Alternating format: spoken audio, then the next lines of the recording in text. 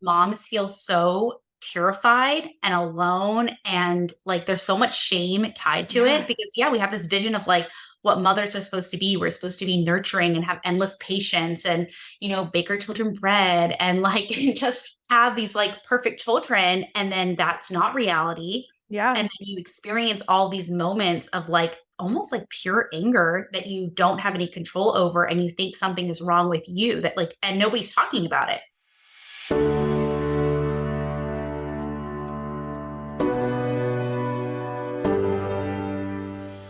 Welcome to the Worthy Mother podcast, where we discuss all things identity, self-compassion, and fulfillment within and beyond motherhood.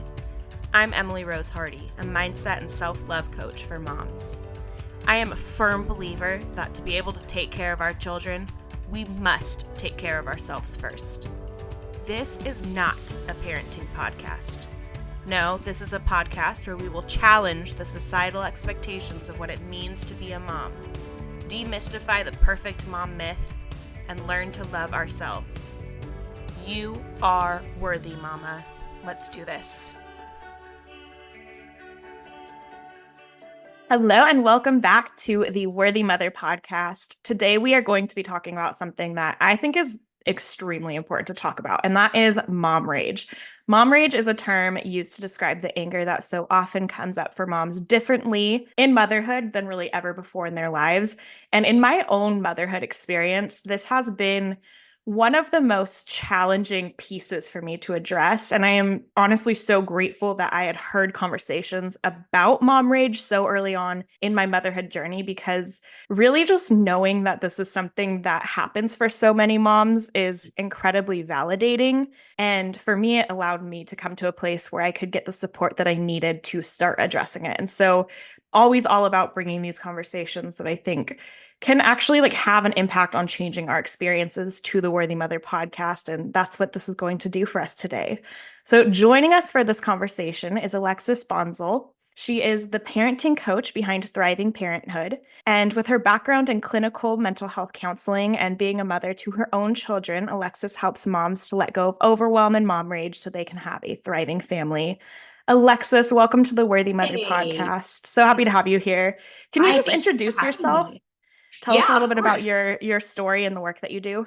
Yeah, so thank you for having me. My name is Alexis, and yes, I'm the parent coach and owner of Thriving Parenthood. I actually got my master's in clinical mental health counseling in 2016 before I had any kids.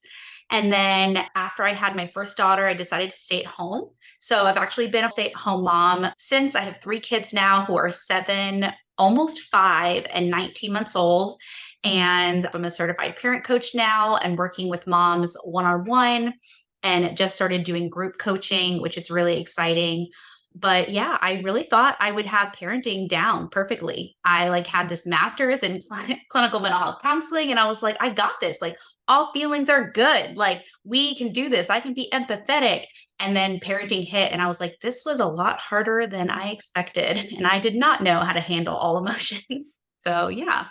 I relate so much to that. I have a background in elementary school teaching and have my master's in curriculum and instruction. I've done a lot of work with understanding social emotional learning and all that good stuff. And like you'd think that would make this easier. And Yeah. yes, there's those skill pieces that I may have a leg up on certain things with that, but just Yeah. the general experience of being a mother and raising children, Yes. there's a lot to it that those Yeah. backgrounds don't necessarily make No. it easier. I know. I do think about that a lot. I love how you put like, you feel like you have a leg up a little bit, but then you realize that it's like all knowledge. But Hmm. then when you're reacting with your kids, it's all body. Like it's all your Yeah. body, your emotions, things that you typically don't have control over. And that's where like this mom rage kind of comes up, where it's so like uncontrollable. Yeah, totally. Mom Mhm. rage is a term and like an experience that I literally had no idea existed before becoming a mom. It was something that never had heard of. And when I had my first son, there's a lot of things that would trigger me. And I would kind of go to this place of anger that I had never experienced before, Yeah. really, in my life. I'd always been able to kind of, keep it together and not have these Mhm. outbursts. And then having my kid, it was like, whoa, And it was around the time that I had my second son that I learned about this term mom rage. And honestly, like, again, hearing that that was something that other Yes. moms experience, it took a lot of like the guilt away because I had felt like, what is wrong with me that now in this role of Yes. like the loving Yes. mother, I'm experiencing fits of rage that I've literally never Yes. experienced in my life. Yeah, absolutely. I think that is the biggest piece of talking about it is Yeah. that moms feel so terrified and alone and like there's so much shame tied to Yeah. it because we have this vision of like what mothers are supposed to be. We're supposed to be nurturing and have endless patience and, bake our children bread and like just have these like perfect children. And then that's not reality. Yeah. And then you experience all these moments of like almost like pure anger that you don't have any control over. And you think something is wrong with you that like, and nobody's talking about it. Like you're not sitting around with your friends and being like, I was really, really angry. Like you hide that. It's Yeah. scary to even have those thoughts. So you're not really venting to your friends about it. And then that kind of keeps this cycle of shame going. Yeah, it's like if you're not opening up about it to other people, then you're not hearing that, oh, they experienced it too, and things like that. And so if we can like interject that cycle, that kind of spiral of shame and say, wait, this is something that we actually can talk about, Yes. that provides so much opportunity then to like look at it and address it, Yeah. right? Yeah. When I was doing a little bit of research on like mom rage, I saw a poll and it Uh-huh. said like 80% of moms have struggled with mom rage Yeah. before. And so like most of us are having moments of that, even if it's like really brief and it just happens one Yeah. time, or you have moms who maybe probably continuously struggle with it and it keeps like the cycle continues. Like so many moms are dealing with it and it's not getting talked about. So I'm wondering if we can get into that because that's a huge number, right? Like 80% of moms. That's again most of us. Like, right? Yeah. That's a Yeah. lot of moms. Can you Yeah. explain why so many moms tend to experience anger that is just again different than before they became a mom? Yeah. There's an author who wrote a book on mom rage, Mina Mhm. Dubbin, and she described it as like this uncontrollable anger that comes from impossible expectations and like a deep lack of support, either like society as a whole and then family support. Yeah. So we have all of these expectations of what motherhood is going to look like. And then there's no actual support for moms, whether you're a stay-at-home mom or you're a working mom, and you're expected to be superwoman, like super mom and keep it all together. And it's really, really freaking hard sometimes. And I think the other key is that children are our mirror. Like I swear I heard this phrase one time. It was like everybody has a child who kind of breaks them open and like holds up a mirror to them. And I really do think that's true. And I think the difference is like once you become a mom, Mhm. you have no choice but to deal with your own emotions because your Yeah. children, they only live in their feeling part of their brain for like the first 10 years of their life. So there's no filter, there's no shutting down their emotions, and you are constantly having to handle somebody else's big emotions. And it's this huge mirror of like, how do you handle your emotions? Like, Yeah. you self regulate. And most of us can't because we come from generations that don't know how to regulate their emotions. So I think that's the other piece of it too, is that we were never modeled or taught the tools and skills to regulate our own emotions. And then we're constantly having to regulate our children. It's really interesting you saying that. I'm like, but I was pretty good at regulating my emotions. But I think the difference Yeah. is maybe I wasn't really good at regulating my emotions. Maybe I just didn't have to express them, right? It was Okay. like we're Yeah. just kind of taught to kind of keep it all in. And when you Yes. have a kid in front of you screaming because you aren't giving them a lollipop in the line at the grocery store or whatever it is, right? You can't just like not deal with it. You have Yeah. to deal with it. And that can be Yeah. really triggering. Hmm. Absolutely. It can be really triggering. And it's like that little bubbling, like maybe you handle it well in that moment. And then your kid gets home and they throw another tantrum. And like if Mhm. you're not able to stay regulated, then it's really hard to then handle that second tantrum, that third tantrum, and then Yeah. finally lose it because there's no more capacity. But I love what you said about kind of like shoving it down because I think that's the biggest piece. A lot of us as parents, like maybe on the outside, you look like a cool cucumber, but really Mhm. you're distracting your kid. You're threatening them. You're trying to punish. you are bribing them to behave. You're trying to fix their feelings and behavior because you feel so uncomfortable with how you're feeling. Yeah. And then that's a lot. When you do that over and over and over again, no wonder we're having mom rage. Like, it's just too much. Yeah, I'm familiar with that book that you referenced, the one by Mina Dubin. Yeah. It's one that I've started and not finished because that's the kind Yeah. of reader I am. It takes me like months to get through something, but the image on the front cover of that is, I think it's a pot boiling, Yeah. boiling over. And it really is Yes. such a great illustration for the feeling. It's like the rage can come out in these little moments, but it's Yeah. the buildup of so much more and all these Yes. pressures and just these unrealistic expectations that we're continuously Mhm. being held to, holding ourselves to, and then all the interactions with our kids that can, just kind of add and add and add and add, and it Yeah. boils over. And if you like really think about it, it's like, yeah, I mean, it makes sense that that's happening, right? But it Yeah. can feel so guilt inducing to Yeah. experience. Yeah, absolutely. I remember having so many days before I started actually putting in the work and learning how to regulate Yeah. myself that I would just feel like my blood was boiling, like Yeah. under the surface. Like, I was just like, I feel like everything is just like tingling, but I don't know what's wrong. Like, I felt so irritable, but I had no idea why. Like, I Yeah. couldn't place. I was like, everything seems fine, but here I am. I feel like I'm going to burst. And it was so frustrating. I would have so many days of this and it was exhausting. And then eventually I would explode. Like, and it was hard. And like, I'm sure you know. Yeah. No, I mean, it's something I definitely relate to, like, Yeah. big time, and something that I mean, it's my oldest son. There's a lot of things you say, holding up that mirror. There's a lot of things in our relationship that are very Yeah. triggering for me. And I'm constantly having to choose whether to like address those triggers and, think about like doing the own work for myself or not, because it is a Yes. choice that I have, right? And sometimes it's Mhm. like too much to even look at it. And so it's something that I'm Yeah. continuously dealing with in my own motherhood experience, and like I relate to it a lot. Yeah. I love that you said that because I feel like it can be really scary for moms when Yeah. you constantly feel triggers or you have thoughts playing in your head Mhm. when you know you're getting triggered. And it's hard. It's a hard decision to make the choice to put in the work. Yeah. And eventually you get to a point where it's not worth it anymore. It's not working for your relationship with yourself and with your child Yeah. to keep feeling that triggering feeling and to do the inner work. I think that was the biggest piece that I didn't realize would come into play when becoming a parent was having to do that inner work. Like, there's So just, much. right? Like, nobody So talks about much. that. No, it's so true. I think about how much I've changed as a human being since having kids, in ways related to motherhood, but also just in ways of like knowing myself deeply as a person, because I've had to take a real look at it and understand that. I'm wondering if you can share a little bit more. I know you shared that you've dealt with mom rage. Can you share more about your personal experience with mom rage? Yeah. So I think what happened for me, like, I took parenting very, very seriously from the Mhm. beginning.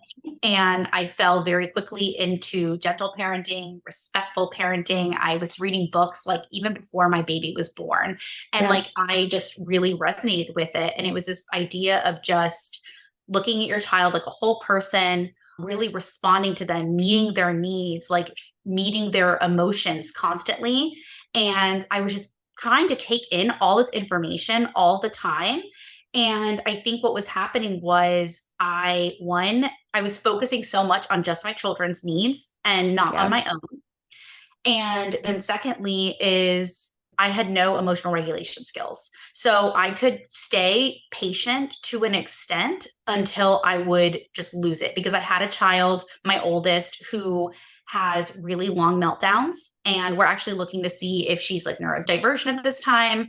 But it's been hard. And she had meltdowns and could be aggressive. And everything I was reading was like, well, I should be able to fix this. I should be able to stop it. And I felt like there was this huge gap in information as far as like, do this, don't say that. Mhm. And everything would get better or stop. And I'd be able to help her. And then when it wasn't working, I would snap, I would lose it. I would slam doors, slam cabinets, scream. I mean, buckling her into a car seat. Like, I would have these moments where you just almost have like this blackout rage where Yeah. you do something and then you're just like, oh my God, what did I do? And I would immediately apologize to her, but like, I had already terrified her. And then it was just like going to bed at night and just crying myself to sleep because I felt so guilty. I had no idea who that person was who did that. And just making promises to myself. Like every day I would go to bed and be like, I'm never going to do that again. I'm never going to yell again. But there was no learning. Like I didn't know what steps I actually need to take. So I wake up the next day, but the rage was still there. Like, and because I was so stuck in shame, you can't learn from shame. And that was the biggest piece I learned too. You need self-compassion and empathy for yourself. And when you're so stuck in toxic shame, you just end up like doing a self-fulfilling prophecy. So I would wake up the next day and I would be good for just a little bit until I lost it again. And it was just like this continuous cycle that happened over and over again, where I just was like, maybe I just need to read one more book. Maybe I just need to listen to one more podcast. I did self-paced courses and like just nothing. And I find that with a lot of moms that I work with now is they're just like trying to get all of this information, but you need somebody to hold you accountable. You need somebody to actually teach you tools and skills that are going to help, because the gap that I'm seeing is that the way that we respond is in our nervous system. It starts in your body. And if we're not conscious of how our body's responding and what we're feeling and what we're needing, we do go from 0 to 100. And there literally is no control because it's just all unconscious stuff that's playing out. And so finally, when I worked with a coach myself and hired a parent coach, everything changed. And I was able to learn emotional regulation skills, because the issue too is that it is really specific for each person. So what's going to be helpful for one person could actually make it worse for another person. So a lot of times we read these books and we want to just understand information, and then we think it'll apply to us, and it doesn't. And it doesn't work. So yeah, so it was hard. It was a very hard few years. There have been many times where I've had to have a lot of self-compassion, wishing that I could start things over with my first. I'm like, I wish he could have, I wish I could start over type feeling. And I think probably a lot of mom with mom rage feel that way once they kind of get through it and learn that there is a way out of it. But I've definitely been able to build a lot of self-compassion. Like it's never too late to change things, to shift your parenting, to do that inner work and to learn those skills. Yeah. Yeah. There's so much in there that I want to get into. One of the things that I'm really interested in having more conversations about, and you brought it up, is how these kind of conversations about parenting styles that I think can be really important and really helpful, like gentle parenting, respectful parenting, thinking about just parenting different than previous generations did. Yeah. It is everywhere. We are constantly getting messages about these things. And you are a parenting coach, and I'm curious your thoughts on the impacts of those conversations. Yeah. Oh, I feel like we could have many hours of conversation on this. But I think, like I said earlier, there being a huge disconnect. The research and like the science behind like all of these different types of newer types of parenting is really still very new. Like it's only within the last 50 to 100 years, but it's only until like you said, really recently where it's everywhere, and that us parents have access to books that are made for parents to learn about it. As before, it was probably still research-based, like maybe therapists had it, but like nobody was talking about it.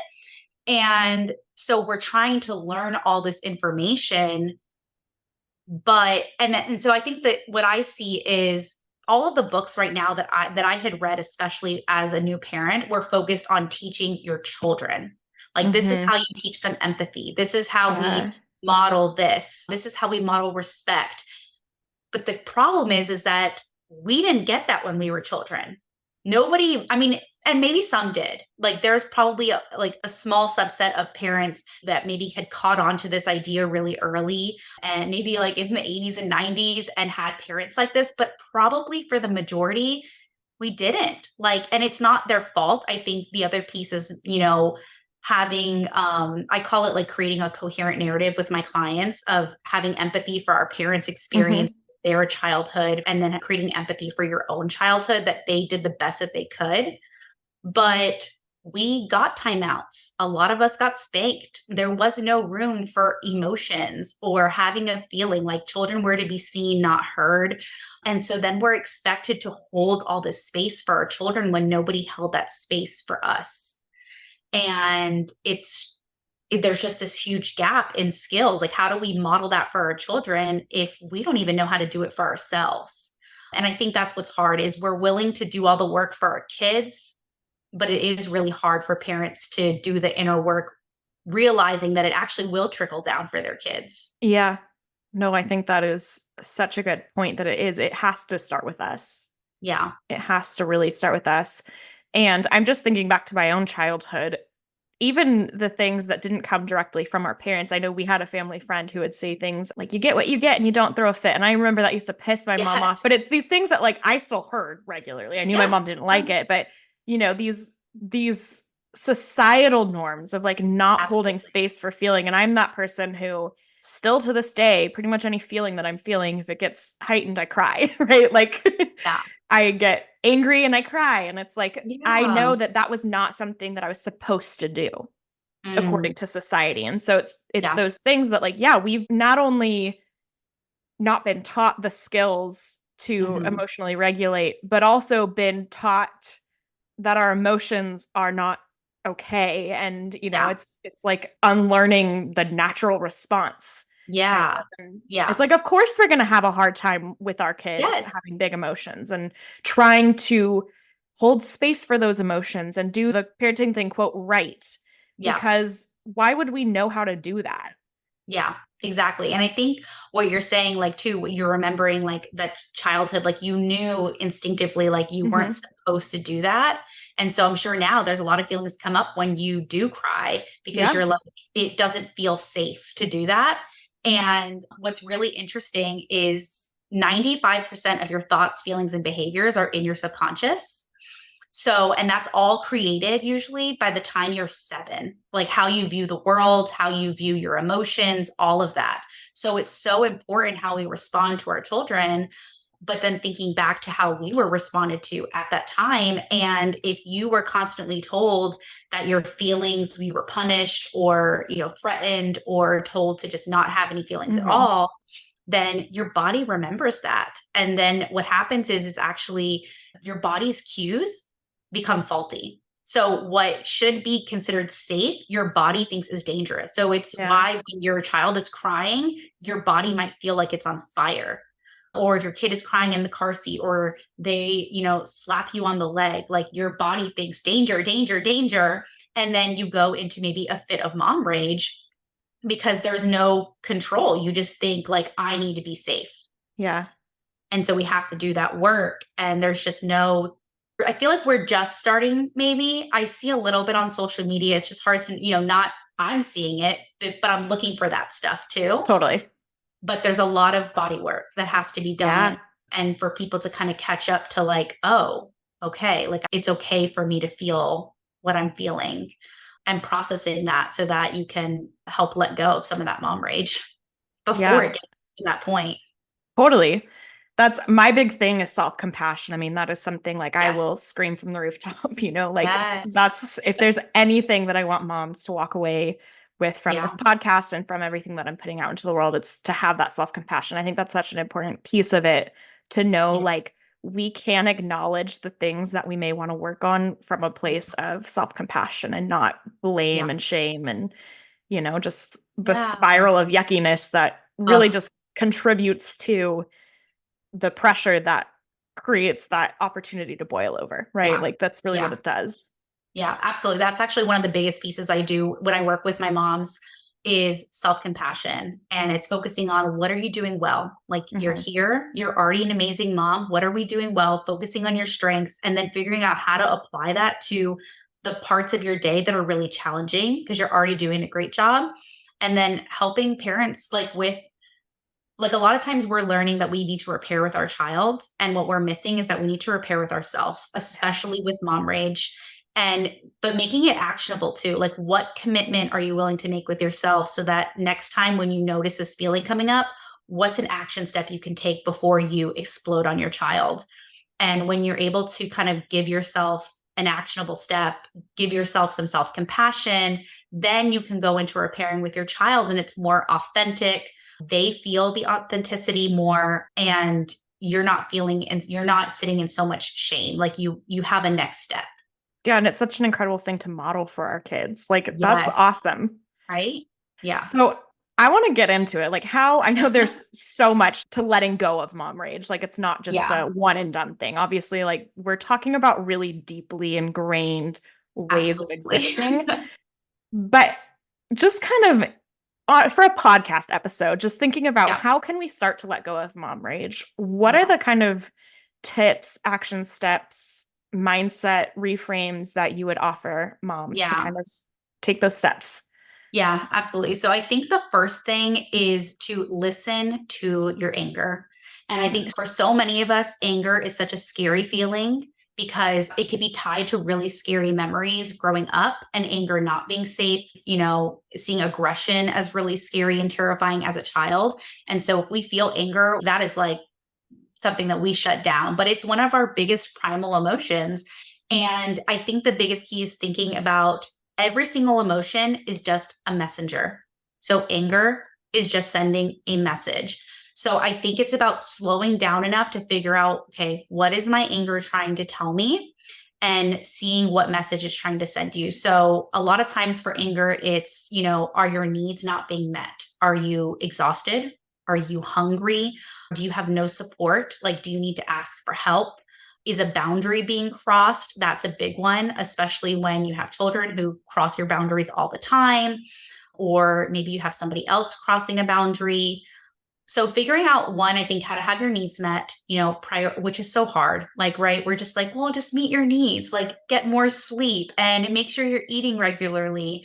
But when you don't have those basic needs met, it is really hard. I mean, that's why I think even postpartum rage is a thing, because when you're exhausted, you get ragey. Like you just do. Like you don't have a lot of capacity. So I think that's a big piece. I think moms need to have more self-compassion for themselves, that they are worth asking for help. I think there's a big piece that we need to be super moms, that we don't need to ask for help. I especially see this with a lot of the stay-at-home moms that I work with that feel like they should be, and they need to be doing it all. Or they have a spouse who has kind of put that on them as well, that they are staying at home. So I think there's two different pieces. It kind of depends on what the relationship dynamic is like. But empowering moms to speak up for themselves. And that's a big piece of what I work with my clients as well, is finding their voice, honoring their voice, helping them having empowered conversations with their spouses and any other adult in their life to ask for support, ask for help. And then the next thing I think, if you're really struggling with mom rage, is to seek support with a parent coach. Obviously, if it has mental health, stuff going on, if you feel like you have than a therapist, but a parent coach, I think is really key as far as getting individualized support from somebody who understands the nervous system, who can help you like unravel these little patterns that are stuck from childhood. And then what you're doing is you're making it conscious. Like you are taking all of these thoughts that are so beneath the surface, that are all coming out to play when your child is doing something and you're getting so angry and you're like, why am I getting angry? There's a reason. Like there's a reason, and we can uncover it and unravel it. And then we can help you create a new pattern, so that your connection with your child is safe, that they feel safe, you feel safe with them, and letting go of that shame and that guilt, because you're understanding that your anger it's just a message. So, yeah.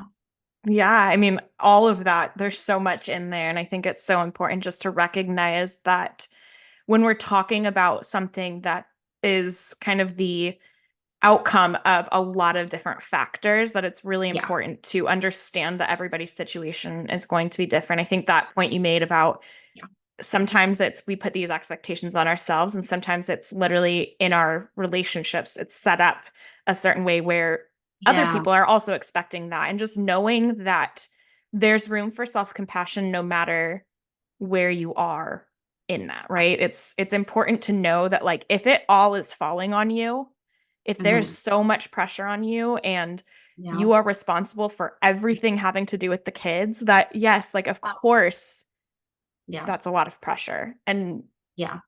yes, there's things we can do then hopefully to find that voice, advocate for yourself, make the changes in your life to get that support. But knowing that if you don't have that support, you can't fall into these patterns of like such deep shame of like, there's something wrong with me. When it's Yeah. like, that's nobody is super No. mom, right? It's just No. not, Yeah. it's not realistic that we can do that. And I really want every mom listening to recognize that like we have a capacity.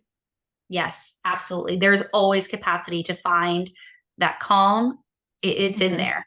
Even if Mhm. it feels really deep in that moment, like there's always that capacity to find it. And, I think it's about meeting our own needs, like feeling Yeah. capable enough. And if you don't have the support around you, find somebody, Yeah. find or somehow find parenting resources, find a parent coach, find a friend that you can reach out to and build that support around you. Absolutely. And prioritizing that, making sure that you Yeah. recognize that that's not taking anything away from your kids. That's not, Yeah. sometimes pouring into ourselves in those ways and finding the ways to get the support for Yes. ourselves is actually the best way. And I say Yeah. sometimes, but really probably usually pouring Mhm. into ourselves is the best way to like have a Yeah. positive impact on our kids too. So we can do it for ourselves, but we can also do it recognizing that there is the positive impact on our children. And that's huge Yeah. and amazing. And like, who doesn't want that, right? Yeah, absolutely. And I think too, like talk to yourself like you're your own friend. Like if your friend told you the story that you're telling yourself, what would you say to your friend? Yeah. Because that can really help lift you out of a little bit of shame. If you don't have somebody that you can talk to that can be like, you're an amazing mom, you made a mistake and it's okay. You were paired with your child and you're going to keep trying. And, it's obviously everybody wants to have a friend in their corner like that or a spouse in their corner that's like that.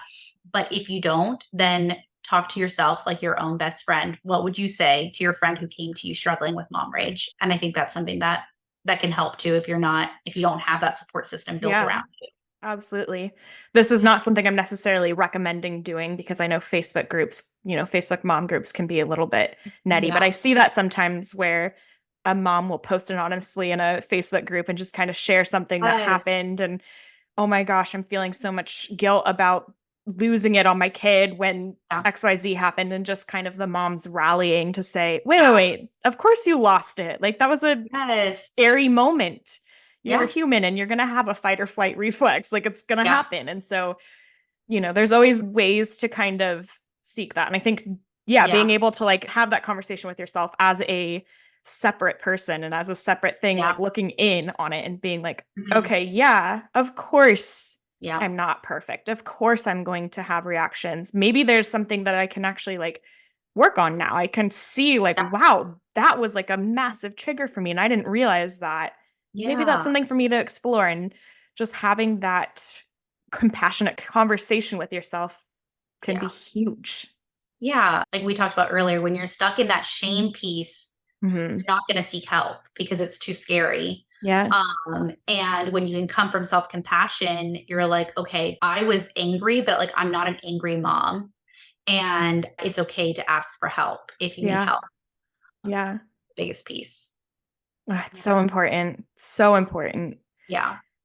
I think that this conversation has just been really empowering. Like, I feel like that's the word that's Yeah. coming up because I think it is Yeah. really important to be validated and also to know that it's not Yes. something that we have to be stuck with. There's a way forward, right? I think both of Yes. those pieces are really Mhm. important. So I just want to like thank you for sharing all of that with us and Yeah. having I this important conversation. Absolutely. I think that's the biggest piece is like we think we're so stuck in it. Yeah. And when we get stuck in like what's wrong with me, we think that it's permanent and that it's Hmm. never going to change and we're going to keep making the same mistakes. And there is a path. Like there Yeah. is a way to unravel it. And when you get that support, like you don't realize, like, I don't remember the last time I raged. Like, and that was huge because for a few years, like it was constant. And Yeah. I was just like, I sat in it for so long, but I didn't recognize myself anymore. And now I'm on this other side. And like, I know I can help moms unravel this mom rage and these patterns that are so stuck and these beliefs that they're holding on to.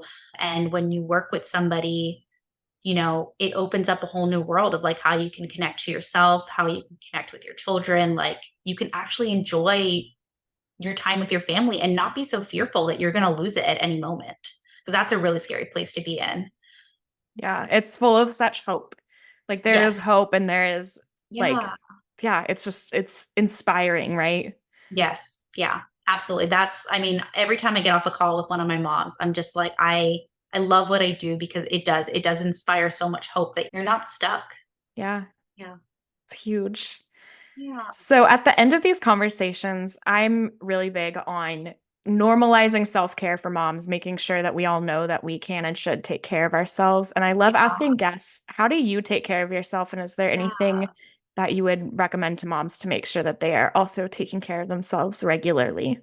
Yeah. So I think in regards to mom rage, the biggest thing that I would recommend is to just start checking in with yourself, Hmm. with your body, and with your feelings. And we go throughout our whole day and you have no idea. Like if somebody were to ask you, like, how are you feeling right now? You probably wouldn't even be able to pinpoint it because we just don't, or we're just like, I'm good, Hmm. I'm fine.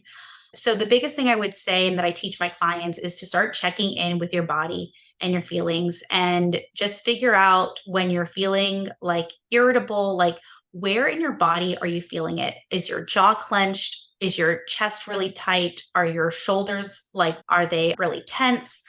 And then trying to just put a few feeling words with that body feeling, because then you're actually noticing how you're feeling and you're getting practice with empathizing with yourself and how you're feeling. And the last step would be figuring out what you think you need. Hmm. So, what message are those feelings trying to send? So, obviously, if you're feeling like really anxious or you're feeling really frustrated, like what are you needing? Like, do you Yeah. need to rest? Do you need to ask for support? Like, do you need somebody to tap in because you are just gonna lose it? Like, do you need to eat? Like, it could be as simple as meeting a basic need. Like, are you hungry? Like, is your belly grumbling? And sometimes moms, we don't even listen to those cues. We push it off hunger cues, we push off thirsty cues, like we go a whole day maybe without eating because we're so busy because we're not paying attention to what our body is telling us. So just start listening to your body. Start trying to name some more of your feelings and meeting your needs a little bit more. And slowly, it's practice. Practice, practice, practice. And the more you can do that, you're going to realize that when you keep checking in with yourself, it kind of stops that bubbling over feeling, because that bubbling over is you ignoring it over and over and over again until you explode. But that check in is key throughout the day to really understanding yourself and then being able to empathize with your kids. You're going to have so much more capacity to be there for them Hmm. because you're meeting your own needs. Yeah, that's huge. Meeting our own needs is massive in showing up. And I think what I Ah, love about that so much, what you said there, is some of the needs are actually quite simple to meet. So if yes. you're hangry, right? Like we all know the word. We know, Oh, okay, yeah. sometimes being hungry can make me angry. So like if you're Yeah. not eating, to expect yourself to like just be a fully functioning, emotionally regulated human being is like kind of ridiculous, right? So Yeah. Yeah. checking in regularly and being like, am I doing the basic things that I can do? I can go Yes. grab a snack right now. It still Yes. might not solve every problem, No.